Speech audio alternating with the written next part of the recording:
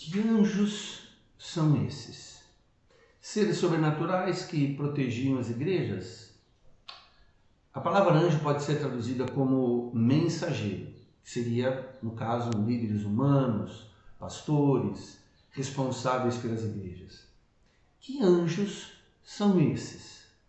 Pastores, presbíteros encarregados de alimentar e administrar as igrejas? Que anjos são esses?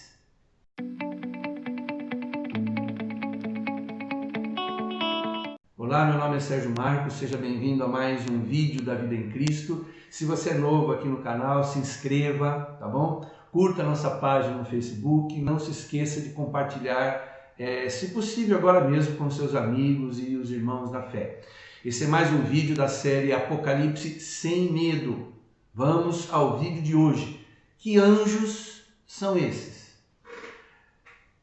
Quando a gente abre as cartas às 7 igrejas da Ásia, a gente vê as palavras de Jesus a João. Ao anjo da igreja de Sardes, ao anjo da igreja de Esmirna, escreve. Ou, enderece isso que eu vou te ditar ao anjo responsável por cada igreja. Então, a pergunta que a gente faz é, esses anjos são seres sobrenaturais? Muita gente acredita que sim, que cada igreja tem um anjo sobrenatural e que esse anjo é aquele anjo que as cartas às 7 igrejas estão endereçadas. Eles se baseiam em Hebreus, no capítulo 1, verso 14, que diz que anjos são espíritos ministradores enviados para serviço a favor daqueles que hão de herdar a salvação.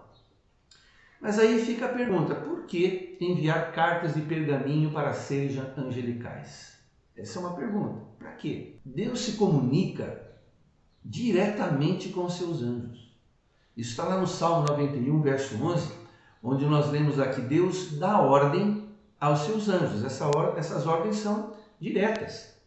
O Salmo 103, versículo 20, por exemplo, diz que os anjos do Senhor executam suas ordens e obedecem a sua palavra. Então, a gente não vê propósito em se escrever cartas de pergaminho para seres celestiais, seres sobrenaturais. É mais inteligente considerar esses anjos como mensageiros de Deus, ou mensageiros responsáveis em cuidar espiritualmente das igrejas. Tá?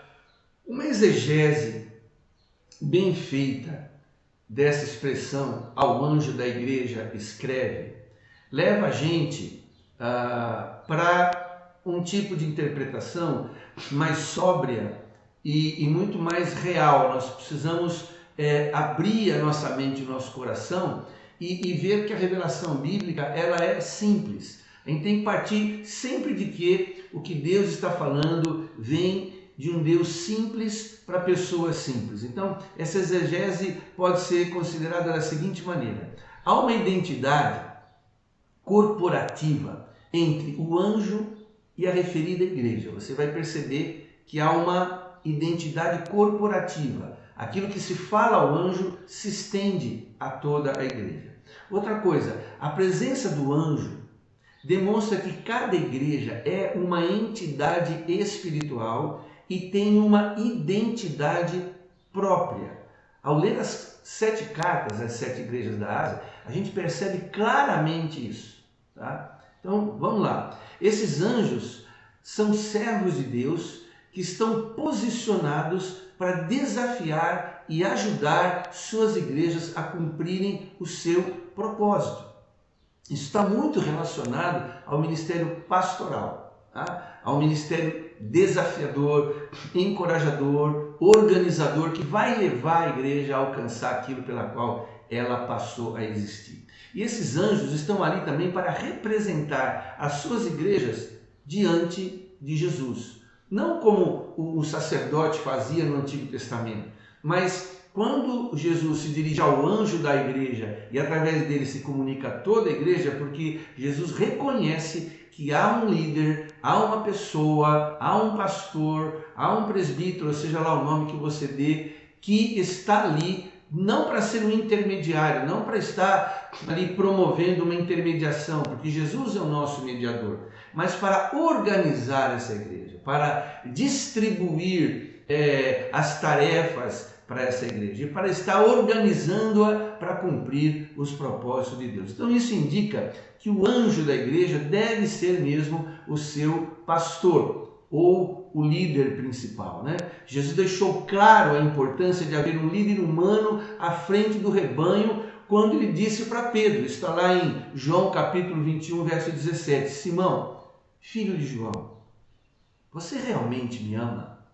E ele respondeu, sim, Senhor, tu sabes que eu te amo. E qual foi a resposta que Jesus deu para ele? Pastorei as minhas ovelhas.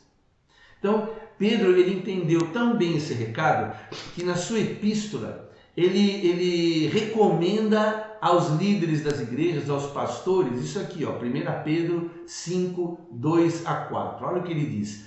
Pastoreiem o rebanho de Deus que está aos seus cuidados, não por obrigação, mas de livre vontade. Não façam isso por ganância, mas com o desejo de servir. Não como dominadores dos que lhe foram confiados, mas como exemplos. Tá certo? Então veja só, com esse entendimento de que os anjos da igreja são os pastores, de posse desse discernimento, vamos dar uma olhada rápida naquilo que cada pastor significava ou cada pastor lidava com a sua igreja, qual a realidade de cada um. Por exemplo, o pastor de Éfeso. O pastor de Éfeso devia ser alguém assim, perito na doutrina, um bom apologeta. Mas os confrontos ocorridos com os apóstolos impostores acabou afetando o amor entre os irmãos e também pelos irmãos. A igreja ficou desconfiada e se fechou. Com medo de se contaminar, ela tornou-se crítica e passou a julgar tudo e todos. Isso prejudicou o amor e a comunhão desta igreja com outras igrejas, com outros irmãos. Ela passou a jogar para o 0 a 0. Ela acabou se trancando na defesa para não tomar gol. E a igreja, gente, não é muito diferente do seu pastor. O pastor tomou essa posição, a igreja foi atrás. Por isso, ao anjo da igreja de Éfeso escreve, abandonaste o teu primeiro amor. Por tamanha preocupação com os falsos apóstolos, com as falsas doutrinas, acabou se fechando, se trancando em si mesma e negligenciou o amor, a misericórdia, o perdão, o compromisso, o envolvimento, a empatia. Segundo os melhores comentaristas bíblicos, a igreja perdera a paixão por Jesus e pela expansão do evangelho e voltou-se para si. Você conhece igrejas assim? Vai vendo. O pastor de Esmirna. O pastor de Esmirna é aquele que estava sob pressão dos falsos judeus e estava temeroso de ser perseguido. Ele precisava ser encorajado. As ovelhas olhavam para ele, se inspiravam nele, mas ele precisava ser encorajado. Ele precisava ouvir de Jesus essa mensagem. Olha lá a mensagem. Estas são as palavras daquele que é o primeiro e o último, que morreu e tornou a viver. Não tenha medo do que você está prestes a sofrer. Acredito que há muitos pastores sinceros hoje sofrendo na mão de crentes inescrupulosos. Não é à toa que tem muitos pastores se suicidando ou pensando em suicídio, até já tentaram contra a sua própria vida. Talvez você que está me ouvindo agora seja um pastor, está assistindo esse vídeo aqui e está dizendo, puxa vida, eu já pensei nisso, tem horas que eu não consigo aguentar. Deus tem uma palavra para você, meu irmão, seja fiel a mim e receberá a coroa da vida. Seja fiel a Jesus. Mesmo que as pessoas te persigam, te caluniem, te critiquem, tentem criar armadilhas, as pessoas parecem que estão sempre armadas contra nós, os pastores, seja sempre fiel a um só, a Jesus Cristo, o Senhor, que te chamou e te deu esse dom maravilhoso de cuidar de pessoas. O pastor de Pérgamo, é aquele pastor que estava às voltas com idolatria e imoralidade. Infelizmente é algo comum nas igrejas de hoje, gente. A doutrina de Balaão nada mais é do que tirar Deus do centro da adoração. Quando isso ocorre, a imoralidade entra. Daí em diante, quando a imoralidade entra, porque Deus já não é mais o centro da adoração, cai em pecado a filha do presbítero, o sobrinho do tesoureiro, e por aí vai. Difícil, né? Pode ser até aquele oficial de justiça aposentado que adulterou, mas o conselho da igreja quer encontrar um meio termo para lidar com o problema dele. Sabe como é que é? Mas se você não faz nada, se nós pastores não fazemos nada com respeito à idolatria e imoralidade que adentra as portas da igreja, o Senhor Jesus vai fazer. Apocalipse 2,16 ele fala assim: portanto, arrepende-se, ou arrependa-se, senão virei em breve até você e lutarei contra eles com a espada da minha boca. Quando o pastor não faz nada diante do pecado na igreja, Deus faz. Agora, se você não fizer nada, Deus vai cobrar isso de você.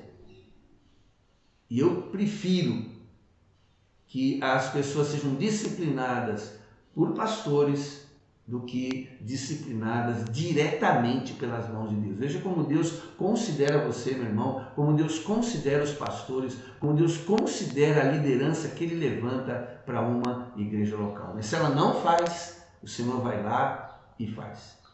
Pastor de Tiatira é o pastor que está sofrendo manipulação. Essa é a essência do espírito de Jezabel, que nem sempre é uma mulher, tá? Nem sempre é uma mulher. Às vezes é um líder da igreja ou uma família influente que vai boicotar ou sabotar os programas da igreja para que seja mantida a sua agenda e não a agenda do pastor ou a agenda da comunidade. É preciso muita coragem para confrontar esse espírito. Jesus não suporta isso. Não é para menos que ele diz lá em Apocalipse 2,16: matarei os seus filhos, que no caso são os seus discípulos, né? E todas as igrejas conhecerão que eu sou aquele que sonda mentes e corações, e vos darei a cada um segundo as vossas obras. Veja bem. Agora o pastor de Sardes. O pastor de Sardes é aquele pastor desatento. Isso é muito comum hoje em dia. O pastor e a liderança colocam a programação da igreja, né? Monta a agenda da igreja, agenda anual ou semestral, e coloca no piloto automático. E deixam de observar o rebanho. É necessário que o pastor observe o rebanho. É importante olho no olho, né? Tem coisas que as pessoas não dizem, mas elas demonstram. Há toda uma linguagem corporal e o pastor deve estar de olho nisso. Eles deixam de observar o rebanho, abdicam daquela responsabilidade de ser um vigia. Um pastor, acima de tudo, é um vigia, né? E vão tocando a igreja, cumprindo a agenda e deixando os eventos acontecerem. Isso é péssimo com respeito ao ministério pastoral na igreja. Apocalipse capítulo 3, verso 2 e 3, assim: esteja atento, não achei as suas obras perfeitas aos olhos do meu Deus. Lembre-se, portanto, do que você recebeu e ouviu. Obedeça e arrependa-se. Mas se você não estiver atento, virei como um ladrão e você não saberá a que hora virei contra você. Essa é uma séria advertência ao anjo da igreja, ao pastor, ao líder, o responsável pelo rebanho. A igreja de Filadélfia. A igreja de Filadélfia, o seu pastor é aquele que a gente poderia chamar de paizão, né? Ou pastorzão, aquele pastor à moda antiga que visita as ovelhas nos lares, nos hospitais e se encontra disponível para aconselhamento, até mesmo um bate-papo no final dos cultos. Talvez esse pastor não seja uma pessoa muito eloquente, mas ele tem uma equipe que o auxilia. Talvez ele não seja um excelente pregador ou não desenvolva tão bem um estudo bíblico, porque o negócio dele é estar com o povo, é acompanhar o povo, estar na hora que o povo mais precisa dele. Por isso Jesus diz lá em Apocalipse 3:8, conheço as suas obras, eis que coloquei diante de você uma porta aberta que ninguém pode fechar. Sei que você tem pouca força, mas guardou a minha palavra e não negou o meu nome. E por último, a igreja de Laodiceia. Agora, a igreja de Laodiceia, não é à toa que aquela interpretação das igrejas como sendo épocas distintas nesses 2000 anos de história, que diz que a igreja contemporânea, aquela que nós estamos vivendo hoje, é a igreja de Laodiceia. Quem é o pastor de Laodiceia? É o pastor profissional. Realiza os atos pastorais porque ele é pago. E tem uma asa voltada para a política, né? Já se candidatou a cargo público algumas vezes, e na sua denominação ele gosta de estar entre os círculos do poder. Sua igreja é de tamanho médio para grande, e muitos membros sentem orgulho de participar da igreja pelo prestígio que ela possui, principalmente diante da sociedade. A esse pastor é dirigida a seguinte palavra, olha só, Apocalipse 3, 15, 16 e 17. Conheço as suas obras. Sei que você não é frio nem quente. Melhor seria que você fosse frio ou quente. Assim que você é morno, nem frio nem quente, estou a ponto de vomitá-lo da minha boca. Você diz, estou rico, adquiri riquezas, não preciso de nada, e não reconhece, porém, que é miserável, digno de compaixão, pobre, cego e está nu. O estar nu na revelação da Bíblia é estar na carne, é estar segundo a carne. Bom, eu quero fechar esse assunto dizendo o seguinte, qualquer semelhança aqui não é mera coincidência, é revelação mesmo. Deus está hoje revelando, mostrando, descortinando e apresentando um quadro importante para que a sua igreja seja a igreja ideal para os dias de hoje. Reflita 100% a glória do Senhor. As cartas às 7 igrejas nos oferecem perfis ministeriais, acho que deu para você perceber, que surgem aqui e ali ao longo da história. E esses perfis ministeriais, eles podem levar a igreja ou para mais perto do propósito de Deus ou para mais longe. Agora, por favor, não use o conteúdo desse vídeo para apontar o dedo para o seu pastor, para julgar o seu pastor ou a família dele. Agora, se você for pastor ou líder de uma igreja, meu irmão, sinta-se encorajado em saber que o Senhor está consciente de todas essas situações. Jesus é aquele que tudo vê, mas não no sentido de nos envergonhar, nos entristecer, nos desprestigiar. Ele tudo vê porque Ele ama. Ele tudo vê porque Ele acredita no ministério pastoral. O ministério pastoral foi idealizado por Jesus. Jesus, ele se chama de o bom pastor. Então é para Ele que nós devemos olhar. Não olhe para os pastores da mídia. Não olhe para os pastores que são, entre aspas, bem-sucedidos. Olhe para Jesus. Todos os líderes cristãos que nós temos hoje vivos no mundo, cada um deles tem algo a contribuir, cada um deles tem alguma coisa assim linda, especial, maravilhosa que nós podemos nos inspirar, mas nenhum deles é como Jesus. Jesus é o modelo do ministério pastoral, tá bom? Então, Jesus é aquele que enxerga tudo e hoje está trazendo essa revelação por meio desse vídeo com o intuito de nos despertar, nos encorajar e nos recolocar no caminho da vitória. Amém? Então vamos fazer uma oração. Ó Deus, aqui nós estamos assistindo esse vídeo que chega até nós com uma unção fresca, poderosa, santa e repleta de revelação para nos chamar para perto de si. Ó Deus, abençoa esses irmãos, irmãs, pastores, líderes, homens e mulheres de Deus, que por meio dessa maravilhosa revelação contida no Apocalipse capítulo 2 e 3, possam se despertar, se encorajar e caminhar ao lado do Cordeiro de Deus por onde quer que ele vá. Esta época está precisando de igrejas simples e poderosas, e que teu Espírito nos ajude nessa direção, em nome de Jesus. Amém. Então, se você gostou desse vídeo, não esqueça de deixar o seu like, né? Se você está vendo pelo YouTube, ative o sininho das notificações, compartilhe. Se é no Facebook, compartilhe, dá uma curtida, ajude-nos a divulgar essa palavra, é a palavra de Deus. Jesus breve voltará e que ele volte para uma igreja como a igreja de Filadélfia, né? Gente simples, amorosa, cheia do poder de Deus. Que o Senhor te abençoe hoje, sempre e até o próximo vídeo, se Deus nos permitir.